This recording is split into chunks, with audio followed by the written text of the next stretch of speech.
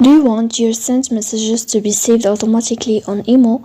In this video, I will show you how to enable autosave for sent messages on the Imo app step by step, so you can keep a copy of every message you send without doing it manually. So let's go to see how it works. The first thing you have to do is to go to Imo app. In this page, we'll go to above on this sign of profile. Here in this page, you click on settings. After that, in this page of settings, you will click on chats. So you will tap on chats.